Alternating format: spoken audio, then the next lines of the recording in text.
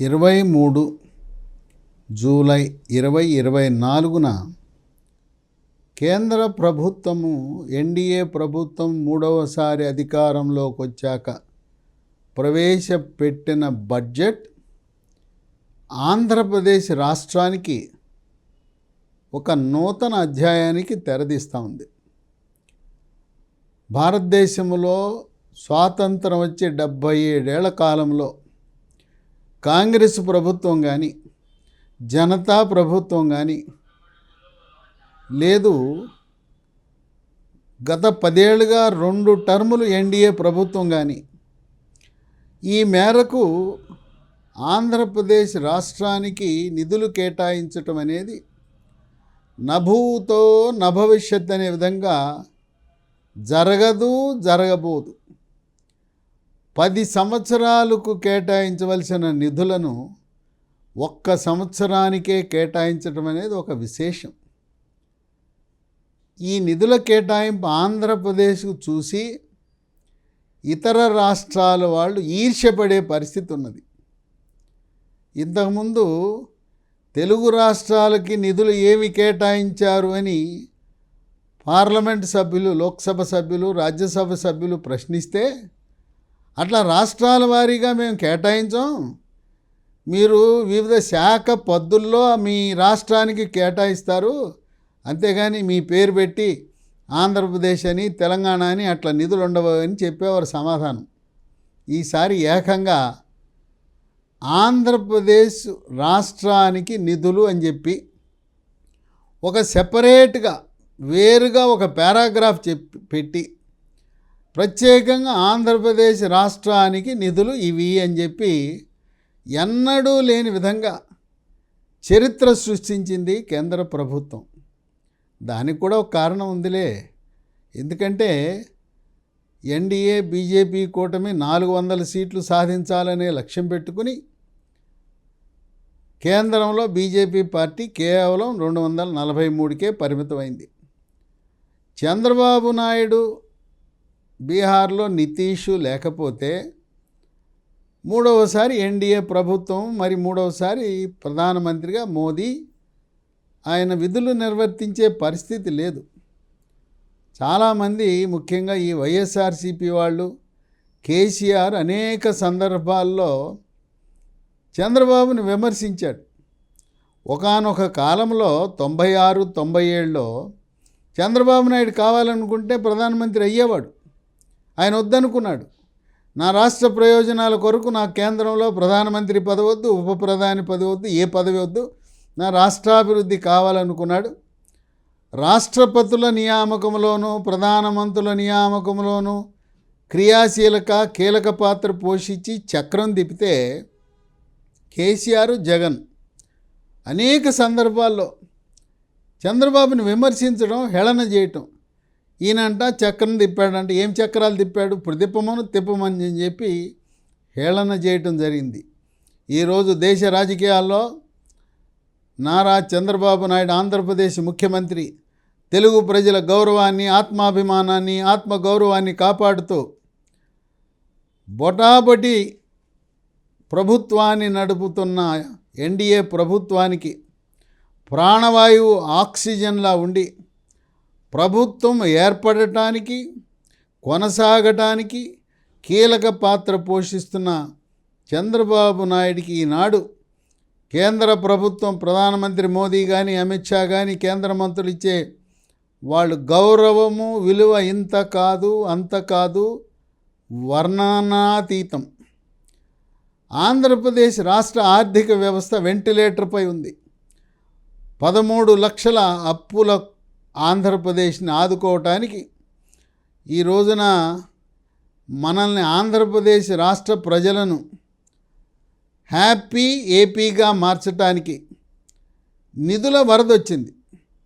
ఇదే సమయంలో కేంద్రంలో బడ్జెట్ ప్రవేశపెడుతున్న సమయంలో ఆంధ్రప్రదేశ్లో ఉత్తరాంధ్రలోను కోస్తా ప్రాంతంలోనూ వరదలు వచ్చినాయి. ఇక్కడ వర్షాలతో వరదలు వస్తే మనకి ఆంధ్రప్రదేశ్ రాష్ట్రానికి కేంద్ర ప్రభుత్వం నుంచి నిధుల వరద వచ్చింది. ఎవరు ఊహించరు. చంద్రబాబు నాయుడు ఏకంగా 1,00,000 కోట్లు సాధించాడు. ఆ 1,00,000 కోట్లలో కూడా రాజధానికి అమరావతికి ఒక సంవత్సరంలో ఖర్చు పెట్టే విధంగా 15,000 కోట్లు. ఇంతవరకు ఏ రాష్ట్ర రాజధానికి కూడా అంత మొత్తంలో నిధులు కేటాయించలా. కొత్త రాష్ట్రాలు, బీజేపీ పాలిత రాష్ట్రాలు ఏర్పడినాయి.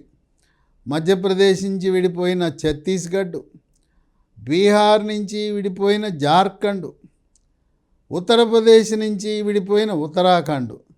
ఆ రాష్ట్రాలకి అరకొర నిధులే, బీజేపీ పాలిత రాష్ట్రాలైనా అరకొర నిధులే ఇచ్చారు. అవేమీ అభివృద్ధి కాల.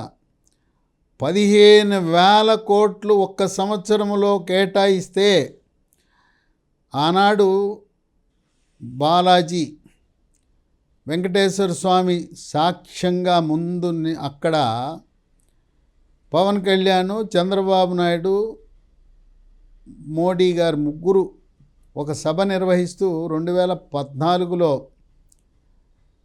అమరావతిని రాజధాని ఢిల్లీని తలపించే విధంగా అభివృద్ధి చేస్తామని చెప్పారు. అది ఇప్పుడు వాస్తవం కాబోతా ఉంది. ఇక ఆంధ్రప్రదేశ్ రాష్ట్రంలో రైతులకు జీవనాడి అయిన పోలవరం, ఆ పోలవరానికి మరొక 12,500 కోట్లు వెచ్చిస్తే ఆ ప్రాజెక్టు పూర్తయిపోతుంది. ఆ 12,500 కోట్లు ఈ సంవత్సరంలోనే ఇచ్చి జూన్ 25 నాటికి పోలవరం ప్రాజెక్టు పూర్తయ్యేలా ఆర్థిక సహకారాన్ని కేంద్ర ప్రభుత్వం అందిస్తుంది. కేవలం ప్రాజెక్టు నిర్మాణానికే కాక నిర్వాసితులకు కావలసిన నష్టపరిహారాన్ని అందించడానికి కూడా కేంద్ర ప్రభుత్వం ముందుకొచ్చింది. ఇక ఇవే కాకుండా పారిశ్రామీకరణ ఆంధ్రప్రదేశ్లో జరగాలంటే విశాఖ చెన్నై కారిడార్ అభివృద్ధి జరగాలి. విశాఖపట్నంలో నక్కపల్లి అచ్యుతాపురం దగ్గర ఒక పారిశ్రామిక నోడు, రెండవది శ్రీకాళహస్తి ఏర్పేడు వద్ద మరొక నోడు, మూడవది కడప జిల్లాలో కొప్పర్తి దగ్గర మరొక నోడు అభివృద్ధి అనేది చాలా కీలకం. ఈ పారిశ్రామిక అభివృద్ధి వల్ల యువతకు ఉద్యోగావకాశాలు పెరుగుతాయి, మన రాష్ట్ర సంపద పెరుగుతుంది. ఈ పారిశ్రామిక కారిడార్లకు నీటి సరఫరా, విద్యుత్తు, రోడ్లు, రైలు మార్గాలు ఏర్పాటు చేసే బాధ్యతని కేంద్ర ప్రభుత్వం తన భుజానికి ఎత్తుకుంది. విశాఖ చెన్నై కారిడారే కాదు, హైదరాబాదు బెంగళూరు కారిడార్లో కర్నూలు జిల్లాలో ఇప్పటికే విమానాశ్రయం ఉన్న ఓర్వకల్లు, అక్కడొక పారిశ్రామిక నోడ్ వస్తుంది. ఈ ఓర్వకల్ అభివృద్ధి వల్ల రాయలసీమ సమగ్రంగా అభివృద్ధి చెందే అవకాశం ఉంది. ఈ 2 కారిడార్లతో పాటు మరొక పారిశ్రామిక కారిడారు, చెన్నై నుంచి బెంగళూరు వెళ్ళే పారిశ్రామిక కారిడారు నెల్లూరు జిల్లా కృష్ణపట్నం మీదుగా వెళ్తుంది. ఆ విధంగా కృష్ణపట్నం విశాఖ చెన్నై కారిడార్ వల్ల, చెన్నై బెంగళూరు కారిడార్ వల్ల 2 రకాలుగా కూడా అభివృద్ధి చెందే అవకాశం ఉంది. విశాఖ ఉక్కు, ఆంధ్రుల హక్కు అని మనం ఉద్యమించాం. అనేక మంది ఆత్మ బలిదానాల ఫలితంగా విశాఖలో ఉక్కు ఫ్యాక్టరీ వస్తే దాన్ని ప్రైవేటీకరణ చేయాలనే ఆలోచనలో కేంద్ర ప్రభుత్వం ఉంది. ఆనాడు జగన్మోహన్ రెడ్డి ముఖ్యమంత్రిగా ఉండి ఆ విశాఖ ఉక్కు ప్రైవేటీకరణ వ్యతిరేకించడంలో నిమ్మకు నీరెత్తినట్లు ప్రవర్తించాడు. జగన్మోహన్ రెడ్డి అధికారంలో ఉన్నంత వరకు ఆంధ్రప్రదేశ్ రాష్ట్ర అభివృద్ధిని పట్టించుకోలేదు, నిధుల గురించి అడగలేదు. అయ్యా అని సాగిలపడి కేంద్రం పెద్దల దగ్గర, మోదీ దగ్గర, అమిత్ షా దగ్గర దండాలు పెట్టుకుంటూ కాళ్ళకు నమస్కరిస్తూ ఎట్లయినా నన్ను సిబిఐ ఈడీ కేసుల నుంచి బయట వేయండి, నన్ను శాశ్వతంగా విముక్తి కలిగించండి, ఇప్పుడు నన్ను బెయిల్పై కొనసాగిస్తున్నారు, కేసులు ఉపసంహరించేలా మీరు చర్యలు తీసుకుని దండాలు పెట్టుకుని తిరిగేవాడు. రాష్ట్ర ప్రయోజనాల కోసం ఎన్నడూ కూడా జగన్మోహన్ రెడ్డి తప్పించిన పాపాన పోల. ప్రస్తుతం కేంద్ర ప్రభుత్వం విశాఖ ఉక్కుని ప్రైవేటీకరణ చెయ్యము, అభివృద్ధి చేస్తాం. విశాఖ ఉక్కు కావలసిన ఉక్కు గనిని, అలాగే ఒక బొగ్గు గనిని కూడా కేటాయిస్తామని నిర్ణయం తీసుకున్నారు. ఈ ఆర్థిక సంవత్సరంలో 620 కోట్లు విశాఖ ఉక్కు ఫ్యాక్టరీకి ఇచ్చి ఆంధ్రుల ఆకాంక్ష అయిన విశాఖ ఉక్కు ఫ్యాక్టరీకి జీవం పోసింది కేంద్ర ప్రభుత్వం. ఇక వీటితో పాటు ఈరోజు ఈ ఎన్డీఏ ప్రభుత్వం నడుపుతున్నారంటే బీహార్ నితీష్ కుమార్ వల్ల, ఆంధ్రప్రదేశ్ చంద్రబాబు నాయుడు వల్ల, ఒరిస్సా ప్రజలు బీజేపీకి పట్టం కట్టడం వల్లనే ఈరోజు ప్రభుత్వం నడుస్తూ ఉంది. అందువల్ల ఈ రాష్ట్రాల ప్రజల రుణం తీర్చుకోవడానికి ఒక ప్రత్యేక పథకాన్నే రచించింది కేంద్ర ప్రభుత్వం. దాని పేరు పూర్వోదయ. పూర్వోదయ అంటే తూర్పు రాష్ట్రాల అభివృద్ధి. బీహార్, జార్ఖండ్, పశ్చిమ బెంగాల్, ఒరిస్సా, ఆంధ్రప్రదేశ్ రాష్ట్రాలన్నిటికీ కలిపి ఒక ప్రత్యేక ప్యాకేజీని, ప్రత్యేక పథకాన్ని పూర్వోదయ అనే పథకం కింద ఏ విధంగా ఈశాన్య రాష్ట్రాల అభివృద్ధికి ప్రత్యేకంగా బడ్జెట్ కేటాయింపులు జరిపారో ఆ విధంగా ఈ రాష్ట్రాలకు సహాయపడటానికి ఒక నూతన పథకానికి నాంది పలికి ఆ విధంగా కూడా ఆంధ్రప్రదేశ్ రాష్ట్రానికి అత్యధికంగా నిధులు వచ్చేలా తగు చర్యలు తీసుకుంటా ఉన్నారు. ఇక పారిశ్రామీకరణ కోసం ఆంధ్రప్రదేశ్ రాష్ట్రంలో మౌలిక సదుపాయాలు అభివృద్ధి చేసుకోవటం కొరకు 15,000 కోట్ల రూపాయలు వడ్డీ లేని రుణం కేంద్ర ప్రభుత్వం ఇవ్వటం అనేది విశేషం. ఆంధ్రప్రదేశ్ పునర్విభజన చట్టంలో పొందుపరిచిన విధముగా పెట్రోకెమికల్ కాంప్లెక్స్ త్వరలో మచిలీపట్నం దగ్గర 70,000 కోట్ల పెట్టుబడితో BPCL Bharat petroleum corporation limited వాళ్ళు రిఫైనరీ ఏర్పాటు చేయటం ద్వారా దాదాపు 1,00,000 మందికి ప్రత్యక్షంగాను పరోక్షంగాను ఉపాధి అవకాశాలు రాబోతూ ఉన్నాయి. లఘు, సూక్ష్మ, మధ్యతరగతి పరిశ్రమలను ప్రోత్సహించడానికి ఎంఎస్ఎంఈ మంత్రిత్వ శాఖ ఒక కొత్త పథకాన్ని ప్రారంభించింది. ఇంతవరకు ఎప్పుడూ జరగల. వాళ్ళు చాలా వినూత్నంగా దీన్ని ఏర్పాటు చేయడం జరిగింది. ఈ పథకాన్ని ఎవరైతే ఈ ఎంఎస్ఎంఈ పరిశ్రమలు ఉద్యోగాలు ఇస్తారో ఆ ఉద్యోగస్తుడికి మొదటి నెల జీతము ఎంఎస్ఎంఈ మంత్రిత్వ శాఖే దీన్ని చెల్లించే విధంగా బడ్జెట్ని రూపకల్పన చేశారు. యువతకు ఉపాధి అవకాశాలు తగ్గటం వల్ల, కోవిడ్ వల్ల, ఆర్థిక సంక్షోభం వల్ల భారతీయ జనతా పార్టీ ప్రాబల్యం కోల్పోయిందని యువతను పెద్ద ఎత్తున ప్రోత్సహించడానికి మరొక వినూత్న పథకాన్ని రచించింది కేంద్ర ప్రభుత్వం. 1 కోటి మంది యువతను గుర్తించి 500 ప్రముఖ స్వదేశీ బహుళజాతి కంపెనీలలో సంవత్సరం పాటు నైపుణ్యాల అభివృద్ధి చేయడానికి శిక్షణ ఇవ్వటం. స్కిల్ డెవలప్మెంట్ జరిగే 12 నెలల కాల వ్యవధిలో 5,000 రూపాయలు స్టైపెండు, స్కాలర్షిప్ ఇచ్చే విధంగా ఏర్పాట్లు. వీలైతే ఎక్కడైతే శిక్షణ పొందాడో అక్కడ శిక్షణ పొందిన పరిశ్రమలోనే వారికి ఉద్యోగ అవకాశం కల్పించే విధంగా కేంద్ర ప్రభుత్వము చర్యలు తీసుకుంటా ఉంది. భారతదేశంలో విద్యను ప్రోత్సహించడానికి ఎవరికైతే ర్యాంకులు రాలేదో, మార్కులు రాలేదో వాళ్ళు ప్రైవేటు యూనివర్సిటీల్లో, ప్రైవేటు కళాశాలల్లో విద్యను అభ్యసించడానికి మన దేశంలో చదువుకునే విద్యార్థులకు, వివిధ కోర్సుల్లో చదువుకునే విద్యార్థులకు 10 లక్షల వరకు 3% వడ్డీ రాయితీ అంటే ఎడ్యుకేషన్ లోన్, విద్యా రుణములో 3% వడ్డీని తగ్గించి కనీసం సంవత్సరానికి 1,00,000 మంది విద్యార్థులకు రుణాలు ఇవ్వాలనే సంకల్పంతో కేంద్ర ప్రభుత్వం బడ్జెట్ రూపొందించింది. ఇది ఎవరికి ఉపయోగపడుతుందంటే డీమ్డ్ యూనివర్సిటీల్లో, ప్రముఖ యూనివర్సిటీల్లో ఇంజనీరింగ్ కోర్సులైన AI, artificial intelligence, machine learning, data science లాంటి నూతన కోర్సుల్లో చేరటానికి ప్రముఖ యూనివర్సిటీల్లో వాళ్ళ ఫీజులు 7-8 లక్షలు కూడా ఉంటాయి. అవి కట్టడానికి ఈ రుణాలు 3% వడ్డీ తగ్గించి ఇచ్చిన రుణాలు ఉపయోగపడతాయి. అలాగే MBBS ప్రైవేటు మెడికల్ కాలేజీల్లో B కేటగిరీ, C కేటగిరీలో చేరదలుచుకున్న వారు బ్యాంకు రుణం పొందటానికి ఈ 3% వడ్డీ తగ్గించడం అనేది బాగా కలిసి వచ్చే అంశం.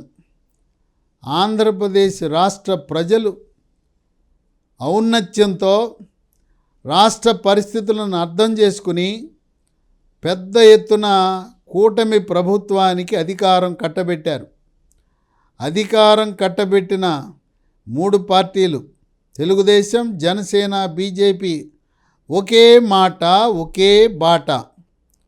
జెండాలు వేరైనా ఒకే ఎజెండాతో, ఆ ఎజెండా ఆంధ్రప్రదేశ్ రాష్ట్ర అభివృద్ధిని ముందుకు సాగుతూ ఈ రోజున ఆంధ్రప్రదేశ్ రాష్ట్రానికి 1,00,000 కోట్లు బడ్జెట్ కేవలం ఒక్క రాష్ట్రానికి కేటాయించడం అనేది విశేషం.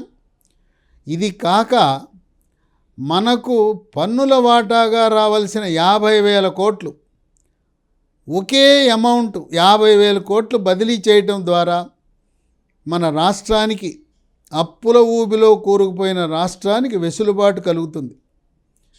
ఆ ఇచ్చే 50,000 పన్నుల వాటా కొంచెం చిన్న చిన్న మొత్తాల చొప్పున 12 నెలలు ఇస్తే రాష్ట్రానికి ఉపయోగపడదు. ఆ రకంగా జూలై, ఆగస్టు నెలలలో కేంద్ర ప్రభుత్వం నుంచి మనకు ఉన్న పళంగా ఒకే మొత్తముగా 1,50,000 కోట్ల రూపాయలు మనకి నిధులు రావటం అనేది నభూతో నభవిష్యత్తు, భవిష్యత్తులో ఎన్నడూ జరగదు, జరగబోదు. ఇదే విధంగా 3 పార్టీలు తెలుగుదేశం, జనసేన, బీజేపీ కలిసి పోటీ చేస్తే 2029లో అసలు ప్రతిపక్ష పార్టీ అనేది ఉండదు. 11 సీట్లు ఉన్న ఈ వైఎస్ఆర్సీపీ పార్టీకి 1 సీటే దక్కుతుందని రాజకీయ విశ్లేషకులు భావిస్తున్నారు. లోక్సభలో ఉన్న 4 వైఎస్ఆర్సీపీ లోక్సభ సభ్యుల్లో 2 ఆ పార్టీని వీడతారు అనే ఊహాగానాలున్నాయి.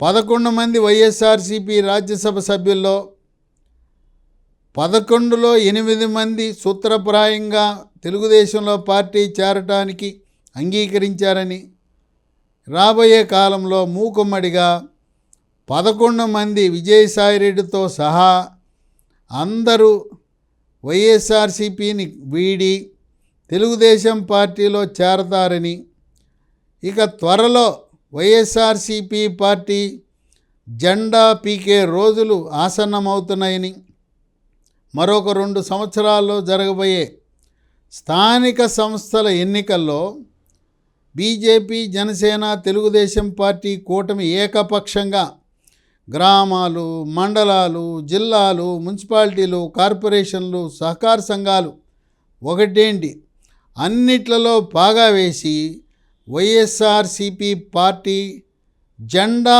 పీకేసే పరిస్థితికి వస్తుందని విశ్లేషకులు భావిస్తున్నారు. కష్టాల కడలిలో ఉన్న ఆంధ్రప్రదేశ్ రాష్ట్రానికి మహర్దశ రావటం చూసి ప్రపంచవ్యాప్తంగా ఉండే ఆంధ్ర ప్రజలు ఎంతో గర్వపడుతున్నారు. మా చంద్రబాబు నాయుడు రాజకీయ చతురతో, దార్శనికతో, పరిపాలన అనుభవంతో దేశ రాజకీయాల్లో చక్రం తిప్పుతూ ఏకైక ఎజెండా రాష్ట్రాభివృద్ధిగా పెట్టి నభూతో నభవిష్యత్ అనే విధంగా చరిత్రలో శాశ్వతంగా నిలిచే విధంగా చంద్రబాబు నాయుడు కొంత సమయాన్ని పరిపాలనకు, మరికొంత సమయాన్ని రాజకీయ సమన్వయానికి, రెండింటినీ సమతుల్యంతో రాజకీయం ఒక్కన్నైతే పరిపాలన మరొకన్నుగా ఈసారి 4వసారి మారిన చంద్రబాబు నాయుడు, గతంలో 3 సార్లు వలె కాక 4వసారి మారిన చంద్రబాబును మేము చూస్తున్నామని చెప్పి అందరూ చెప్తున్నారు. 2 కళ్ళు లాంటి పోలవరం, రాజధాని అమరావతి, ఈ 2 పూర్తయితే ఆంధ్రప్రదేశ్ రాష్ట్రం భారతదేశంలో నంబర్ 1 స్థానానికి వెళ్ళటం అనేది తథ్యమని ఆర్థిక రంగ నిపుణులు భావిస్తున్నారు.